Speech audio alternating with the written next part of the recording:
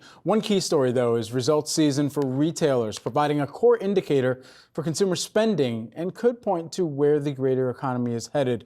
A potential market downturn could mean tighter margins for names like Target or Walmart, but gains for others like Costco and Dollar General. Here with more is Corey Tarlowe, Jefferies Equity Analyst. Corey, good to have you here with us this morning, and thanks for taking the time, as always. The good thing about Costco 2022 Yahoo Finance Company of the Year is that they actually give us some of their monthly sales figures. So what can we extrapolate from what we've already gotten reported from them and kind of apply to what's set to be reported?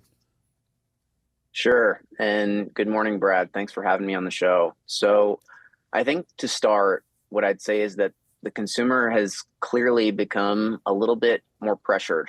So savings rates continue to be in the low single digits versus pre-pandemic averages, which are in the low double digits. Revolving credit balances continue to increase. So people are saving a little less and they're buying on credit a little bit more. And so clearly the consumer's looking for ways to stretch their dollars a little further. And the value retailers, whether it's Walmart or Costco or Dollar General, are really great ways to do that. And as it relates to Costco specifically, sales continue to be strong. But what we are seeing is that in some of the more discretionary categories, the consumer's starting to pull back a little bit. So Costco's non-foods category, for example, was down in the month of January, and it was also down in the month of November too. And prior to that, it wasn't down since the onset of the pandemic. So I think what's clear is that the consumer is becoming a little bit more intentional with their dollars, and you're starting to see that be reflected as inflation continues to run at a relatively elevated pace. Hey, on the flip side, though, Corey, hey, it's Julie, by the way. Is Costco going to gain some market share on the non-discretionary side because of that value proposition that you're talking about? Morning, Julie. So yes, I think that what our data is showing us is that some of these larger value retailers with a lot of scale and really affordable prices are where the consumer is gravitating toward. And as a result of that, these retailers are gaining share and it's benefiting their sales numbers. So we saw that with Walmart when they reported last week. We've seen that so far in the last 12 months with Costco. And we've seen it with Dollar General too. So I think net, if you are a value retailer with affordable prices and a convenient offering, that bodes pretty well as we look into a potential recession here. What does that mean for some of the homegrown brands? I mean, we've talked about this with Walmart, and they discussed it on their earnings call and some of the consumer shifts that they are seeing. How does that translate as well into Target and even Costco from what you're expecting? A lot of people out there looking for those Kirkland golf balls, Corey. Yeah, they are great golf balls. I can comment anecdotally, but what I will say is that number one is that people are going to these stores a little bit more. Maybe they're buying a little bit less overall in terms of the total dollar value of their transactions. But what they're also doing, very interestingly, is they're shifting to private label.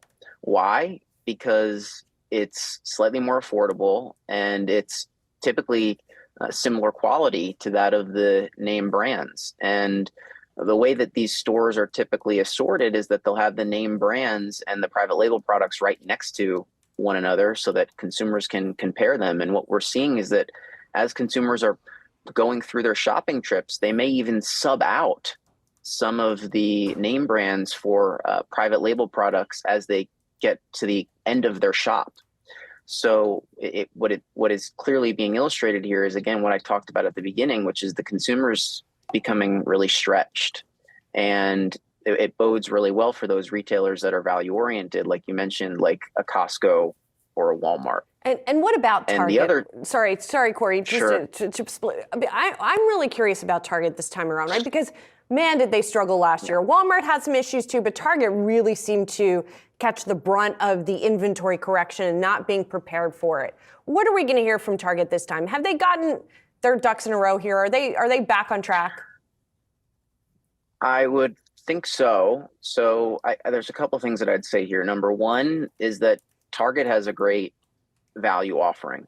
So it has prices that are competitive with that of Walmart and Costco. But number two is that it is really a lot about the margin recapture story this year. So you talked about the inventory issues that Target had last year. The inventory issues are largely corrected now. And so if we look over the last decade, Target generated a 7% operating margin. This year, maybe it'll be close to 2 or 3. So there's a lot of margin recapture opportunity as a result of a lot of the markdowns that Target had to take last year. And I think that is going to be a really significant driver for Target stock over the next 12 months that people are underappreciating at present. One of the things, Corey, that I've been tracking within retail is the way that consumers are transacting and where they're deploying cash, where they're tapping into some of their credit cards as well. I wonder if there's anything interesting in data that you've seen so far in the environment that points to where there could be some strength or some weakness as some of the banks have continued to classify consumer or household balance sheets as healthy or resilient. Yeah, I think it's a pretty simple story. Consumers are stretched, and so they're rotating into things they need instead of things that they want. And we saw this with Walmart's report when they reported last week. We saw it with Costco's results. And what we've seen is that food, i.e. consumable products, continue to be up, whether it's mid to high single digits or even higher than that in some cases, in some categories. But non-foods, and particularly some of the bigger electronics or more discretionary items, are actually starting to decline a little bit on a year-over-year basis. And so a lot of these retailers that have both of those offerings are seeing the discretionary side come in a little bit weaker than perhaps we would have thought. Well, we're going to keep an eye out for those trends in some of these upcoming earnings. Thanks, Corey. Appreciate it. Good to see you. Corey Tarlowe, Jefferies Equity Analyst.